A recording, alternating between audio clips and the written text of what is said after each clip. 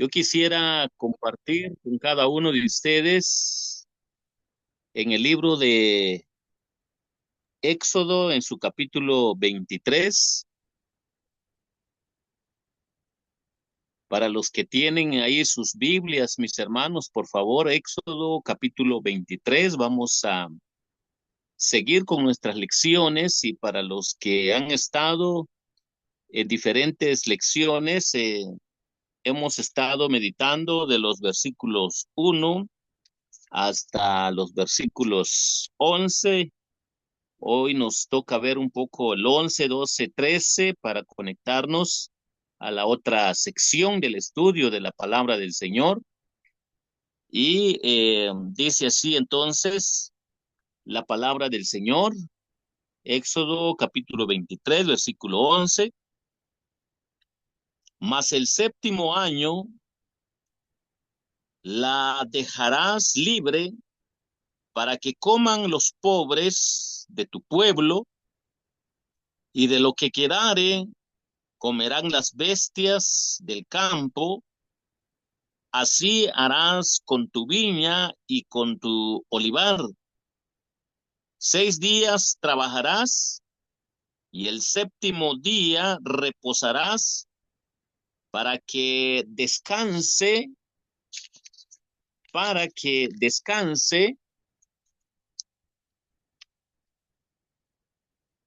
tu buey y tu asno, y tome refrigerio el hijo de tu sierva y el extranjero. Y todo lo que os he dicho, guardadlo, y nombre de otros dioses no mentaréis, ni se oirá de vuestra boca. 3 veces en el año me celebraréis fiesta: la fiesta de los panes sin levadura. Guardarás 7 días, comerás los panes sin levadura, como yo te mandé, en el campo del mes de Abib, porque en él saliste de Egipto, y ninguno se presentará delante de mí con las manos vacías. También la fiesta de, de la siega, los primeros frutos de tus labores que hubiereis sembrado en el campo, y la fiesta de la cosecha a la salida del año, cuando hayáis recogido los frutos de tus labores del campo. 3 veces en el año se presentará todo varón delante de Jehová el Señor. No ofrecerás con pan leudado o leudo la sangre de mi sacrificio, ni la grosura de mi víctima quedará de la noche hasta la mañana. Las primicias de los primeros frutos de la tierra traerás a la casa de Jehová tu Dios. No guardarás el cabrito en la leche, no guisarás el cabrito en la leche de su madre.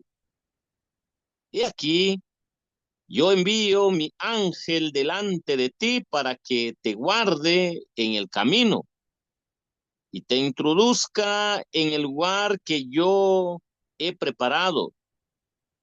Guárdate de delante de él y oye su voz, no le seas rebelde, porque él no perdonará vuestra rebelión, porque mi nombre está en él.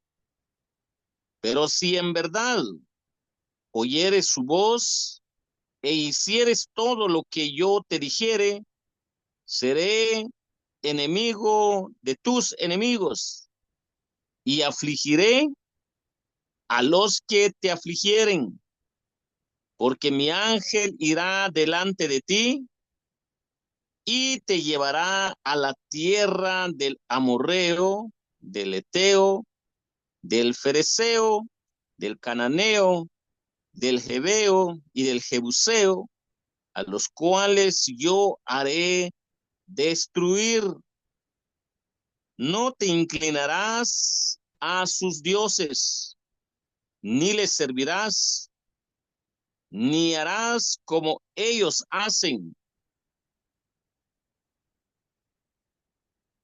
Hermanos, vamos a ver esta porción de la palabra del Señor para poder ampliar un poquito sobre lo que es la secuencia de nuestras lecciones de Éxodo capítulo 23.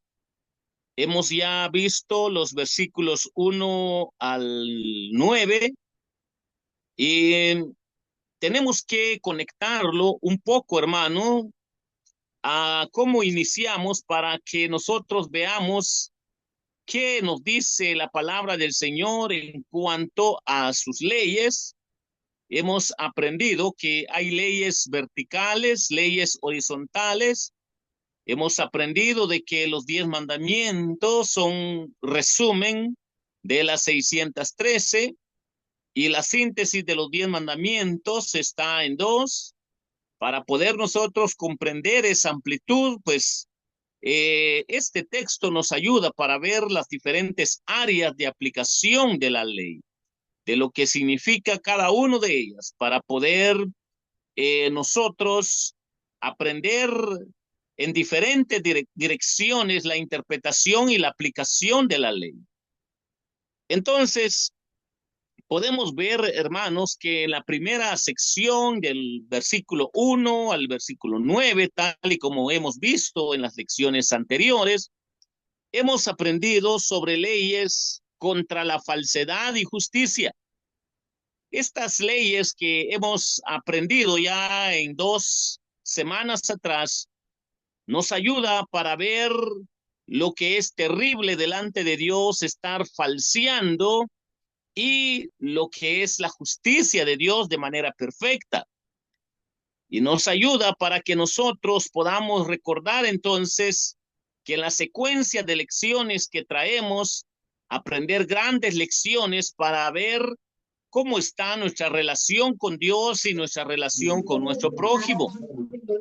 También, hermanos, podemos ver que lo que hemos estado leyendo nos ayuda para comprender que hay una idea de fondo, de fuerte, en lo que son los versículos 10, versículos 19, donde hablan del año de reposo, el reposo, y donde nos habla de las 3 fiestas para poder ver lo que hay en el contenido de los versículos 10 al versículo 19, pero también la promesa donde Dios promete conducir a los israelitas a Canaán. Con estas 3 ideas generales que tenemos, nos ayuda para ir especificar un poquito cada una de estas áreas. Entonces, vemos ya algunas leyes que están en relación de los 10 mandamientos, versículo 1 al 9, falsedad y la justicia divina.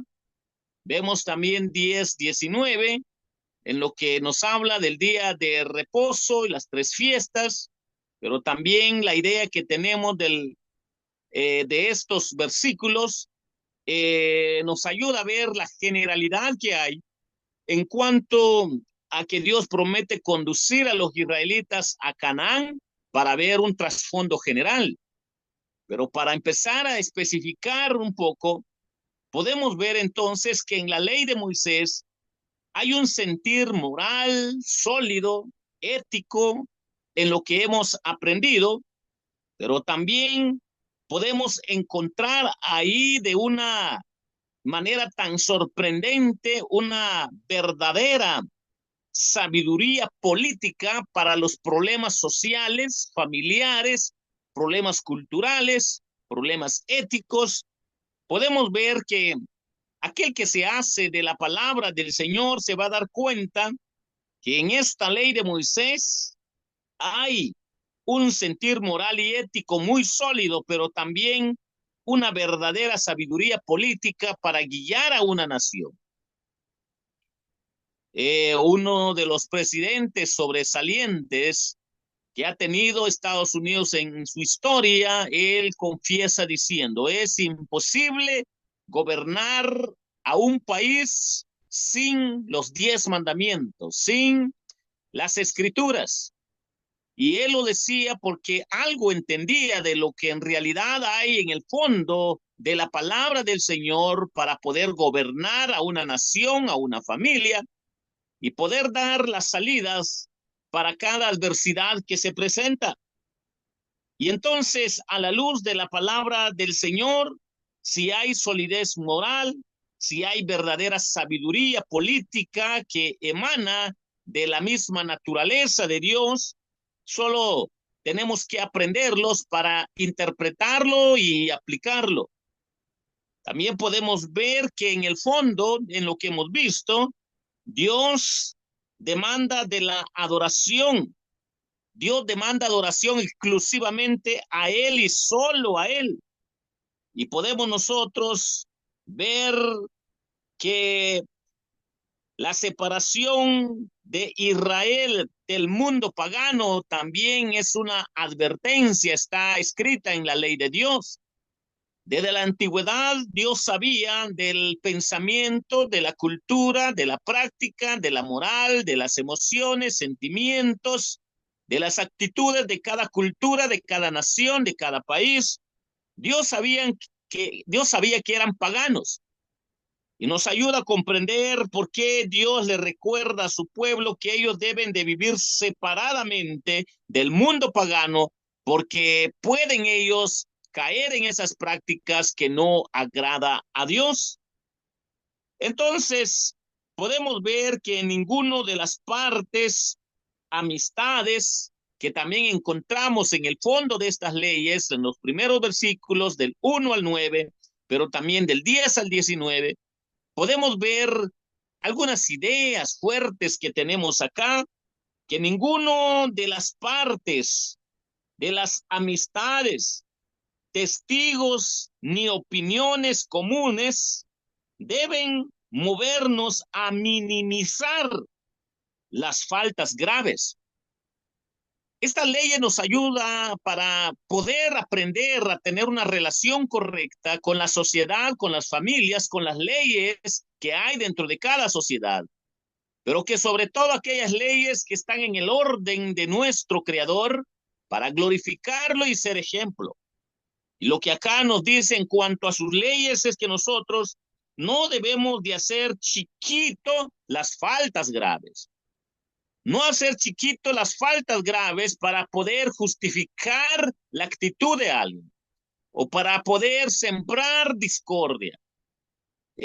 O para poder quedar bien con una de las partes. Dios advierte esta forma de pensamiento, de actitud, que advierte que todos aquellos quienes lo hagan, sean ciudadanos, sean políticos, sean reyes, sean jueces, sean pastores, sean quien sea, tenemos que entender que cuando las cosas son serias, cuando las cosas son de impacto, cuando las cosas son de escándalo público, no los tenemos que hacer chiquitos porque Dios no dará por inocente al culpable. Debe de ser correcto el hombre de fe para entender en lo que es la parte de sus leyes de advertencia para poder meditar en cuanto a sus leyes, que hay cosas de gran impacto, pero que la tentación que tiene el hombre de fe o los hombres de fe es hacerlo chiquito y no darle importancia. Esta idea que hay en estos versículos del capítulo 23, 1, 9, 10, 19, nos ayuda a comprender lo terrible que son los seres humanos. Muchas veces lo hacen por ignorancia de la palabra de Dios y otras veces lo hacen sabiendo de la palabra de Dios. Pero Dios no dará por inocente al culpable. Entonces tenemos que entender, hermanos, a la luz de la palabra de Dios, lo que la palabra del Señor nos ayuda a ver nuestra responsabilidad delante de Él para que Dios sea glorificado en nuestra vida y poder nosotros ser responsables de nuestras decisiones, de nuestras actitudes, de nuestros pensamientos, de la solución de conflicto que se puede dar en cualquier adversidad, porque Dios no va a dar por inocente al culpable. Y esto está acá en el fondo, en los versículos 10, 19 y en el contexto de 1:9, para poder comprender, mis hermanos, lo que la palabra del Señor nos advierte. No debemos nosotros minimizar las faltas grandes, porque hay cosas que son escandalosas, que son de impacto, y que la tentación grande es dejarlo como chiquito o hacerlo chiquito con tal de que no se vea el problema grandote y que delante de Dios alguien ha cometido iniquidad que ha llegado delante de su presencia, y si es de impacto público escandaloso, Dios advierte a que tengamos cuidado en no tomar esa dirección, porque no va a dar por inocente al culpable. Esta es una primera parte de lo que es la enseñanza de la palabra del Señor, aprendiendo sobre los versículos 1:9 y en su contexto de 10:19, de acuerdo a lo que hemos leído. Pero también, hermanos, a la luz de la palabra del Señor, nosotros podemos seguir aprendiendo que hay otra gran tentación que hay en estos versículos 1:9 y 10 en adelante, que el otro problema que hay en la naturaleza humana cuando ve los problemas, las circunstancias, las novedades, las adversidades, cuando ve todo lo que es el caminar del ser humano, de la familia, del pueblo, aldea, sociedad o nación, hay otro problema. Y el problema es agravar las cosas pequeñas. Hay cosas que delante de Dios son pequeñas, pero que se hacen grandes, se le hace mucho ruido. Y cuando nosotros caemos a ese otro extremo, el Señor nos advierte que también no dará por inocente al culpable. Y hermanos, las dos caras de la moneda llegan como tentación delante de nosotros, y cuando escudriñamos la palabra del Señor, aprendemos estas grandes verdades que hay en el fondo. Cada uno de nosotros podemos analizar, reflexionar, que acá hay advertencia en excusar a los ofensores como acusar al inocente. Y hermanos, Dios no dará por inocente al culpable. No se tiene que tergiversar nada. Y hermanos, el que es perfecto para poder discernir esas dos caras de la tentación, claro que es Dios, pero Dios ya se ha revelado a través de su palabra, y nosotros somos llamados para aprender de la palabra del Señor y tener precaución. Las dos caras de la moneda que hay en cada una de estas leyes. Podemos nosotros ver, hermanos, que del 1 al 9 nos lleva a esa reflexión, pero también podemos ver que en los versículos 10, 19, podemos aprender nosotros que hay otras leyes que, si bien es cierto, es para el pueblo de Israel de manera directa, pero su principio todavía sigue como advertencia y reflexión para nosotros, como la tierra. La tierra tenía que reposar cada 7 años. Hermanos, nadie tenía que cultivar la tierra a los 7 años. Dice que lo que daba la tierra sin trabajarlo, que fuera para los pobres, que fuera para el extranjero, y el resto que fuera para los animalitos del campo.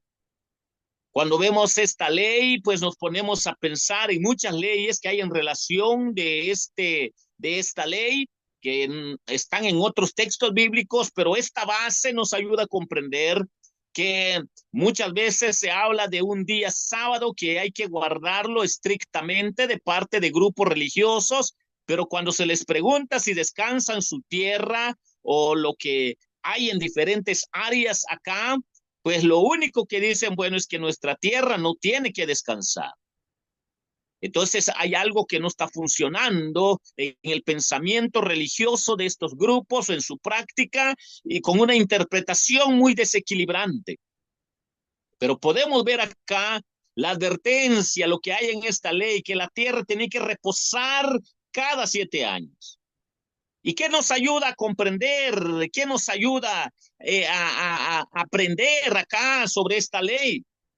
Esta ley, mis hermanos, nos ayuda la dependencia de la providencia, nos ayuda a entender y a vivir sobre la dependencia de la providencia de Dios y de su fidelidad, para entender, mis hermanos, que de manera tan especial la fidelidad de Dios al enviar mayor provisión cuando se guardan sus leyes, también era un tipo del reposo celestial. Alguien desde el Antiguo Testamento que estaba guardando estas leyes solo estaba aprendiendo estas dos grandes verdades. Y estas grandes verdades, depender de la providencia de Dios y de la fidelidad de Dios, podemos nosotros solo ver lo que es la provisión de Dios más allá de la fuerza del hombre. También nosotros podemos comprender que este es un tipo del reposo celestial para la iglesia, para el mundo cristiano. Y si es un tipo del reposo celestial, hermanos, la iglesia debe de tener también esa precaución. Si bien es cierto, nosotros no tenemos un sábado, sino un día de victoria, que es el día de la resurrección de Cristo. Dios nos da ese hermoso día para estar en comunión, para convivir como iglesia. Dios nos da ese hermoso día para sacarlo para el Señor. Y si bien es cierto que podemos sacar un poco de tiempo también para estar un momento en familia, pero debemos de tener mucho cuidado en no salirnos de lo que nos enfoca la palabra del Señor, que la prioridad es para dárselo al Señor y dedicarlo al Señor, a estar en comunión, en coinonía con los hombres de fe, con el pueblo, porque la iglesia, hermano, no fue llamada para que cada quien sea individualista, sino que cada quien estemos en comunión con nuestros hermanos en la fe. Y entonces podemos nosotros ver lo que va en la interpretación y la aplicación de estas leyes. Y si se guardan sus leyes, recordemos que este es un tipo del reposo celestial, porque va a llegar un momento en que la iglesia, si bien es cierto que su reposo simbólico solo es un domingo, porque Jesucristo resucitó el día domingo, pero que más que un día abarca todos los días, pero va a haber un momento que cuando Cristo regrese, va a haber un reposo celestial eterno para poder nosotros anticiparnos a ese deleite celestial. Hermanos, adoremos, glorifiquemos al Señor en lo que Dios nos enseña a través de su palabra. Mientras que ahora podamos o podemos, hermanos, démosle el tiempo que le corresponde al Señor. Cada uno de nosotros podemos aprender, mis hermanos, que cuando termine para siempre, hay algo que va a terminar para siempre y tiene que ver con todos los sufrimientos, con todas las preocupaciones y todos los intereses personales, las tentaciones como prioridad en esta vida y no poner a Dios en primer lugar. Va a llegar un momento en que todo esto va a terminar. Y cuando todo esto termine, hermanos, esos intereses terrenales, egoístas que nos atacan, solo nos debe de hacer reflexión a cada uno de nosotros, mis hermanos, que todo el tiempo le pertenece al Señor, toda la creación le pertenece al Señor, todo lo que hay dentro de su creación le pertenece al Señor. Y como esa es una realidad, mis hermanos, en lo que dice la Biblia, que los cielos y la tierra pasarán, pero mi palabra jamás pasará.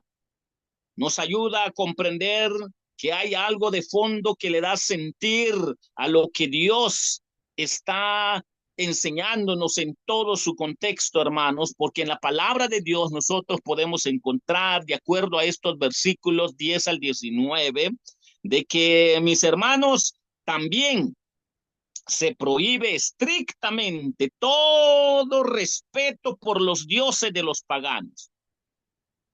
Escuchemos esta advertencia. Se prohíbe estrictamente todo respeto por los dioses de los paganos. ¿Y qué es lo que pide Dios? Que se pide en forma estricta la presencia religiosa solemne ante Dios, para que nosotros entendamos que es Dios quien elige el lugar, para que nosotros veamos, hermanos, por qué el pueblo de Israel tuvo que ver con un templo, tuvo que ver con un orden, tuvo que ver con un respeto, tuvo que ver con decencia, tuvo que ver con temor y temblor, tuvo que ver con toda reverencia estar dentro de un templo que era un templo de orden, porque ellos entendieron lo que estas leyes enfatizaban. Lastimosamente, pues muchos han perdido el horizonte, mis hermanos, creyendo que las emociones, todo lo que es desequilibrio humano en cuanto a pensamiento y sentimiento son mayores que la palabra de Dios. Y tenemos que entender que acá en el fondo, mis hermanos, Dios advierte estas dos grandes verdades, que se prohíbe estrictamente todo respeto por los dioses de los paganos. Porque la tentación que hay, mis hermanos, para el hombre de fe, para la familia de fe, es que a veces él es tentado en pensar de que tiene que quedar bien con todo mundo y tiene que respetar la creencia de todo mundo y no advertirle del peligro en que ellos viven cuando tienen dioses paganos, cuando no tienen a Jesús como su Señor y Salvador en sus vidas, creen que no tienen responsabilidad y respetan más la creencia religiosa pagana de estas familias o de estos amigos o de estos vecinos, o de estos de su aldea, o de su nación, y que se olvidan de estos mandamientos que hay acá.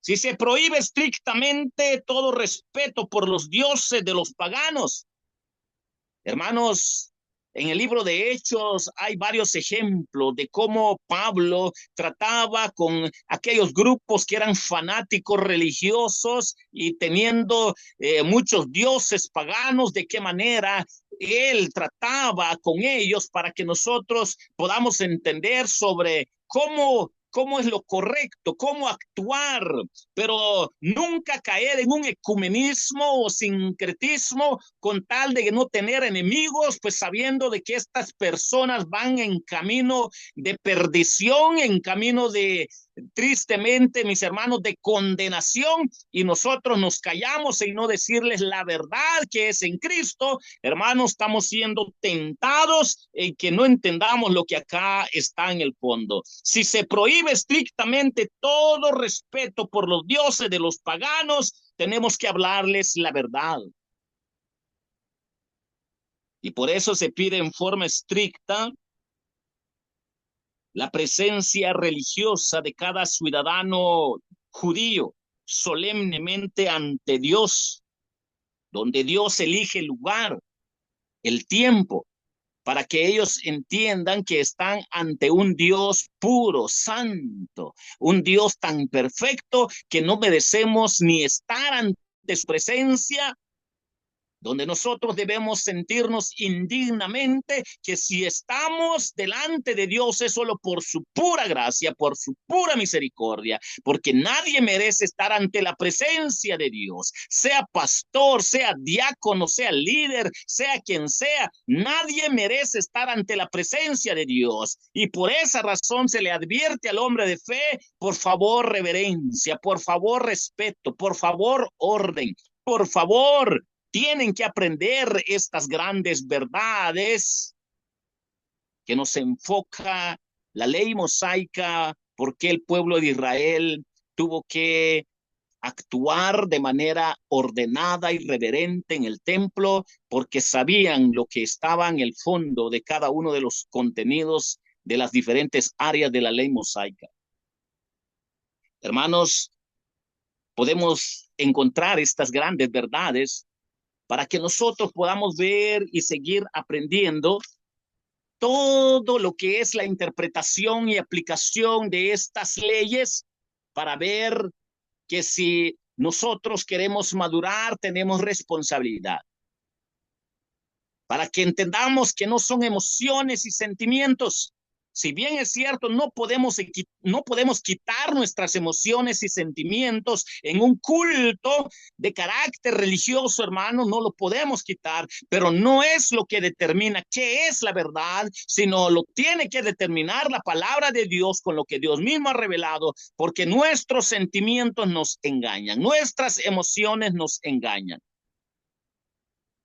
Hermanos, aún con todo esto, lo que Dios nos advierte, cómo somos los humanos, pero a la vez Él también nos dice que debemos de estar ante su presencia con regocijo. Debemos estar ante su presencia con ese temor y temblor, pero también con regocijo como fiesta para nuestras almas. Para comprender esto, mis hermanos, debemos de hacerlo a la luz de todo lo que Dios demanda a través de su palabra, para entender lo que es estar ante la presencia de Dios. Mis hermanos, con las manos vacías y el alma debe llenarse con santos deseos y consagración solo a Dios, nos va a ayudar a comprender que llegar delante de Dios espiritualmente, nosotros somos don nadie. Pero si llegamos delante de Dios, ya como hombres de fe y responsables ante Dios, los mismos versículos de la palabra del Señor nos dice que nadie llegue delante de Dios con las manos vacías.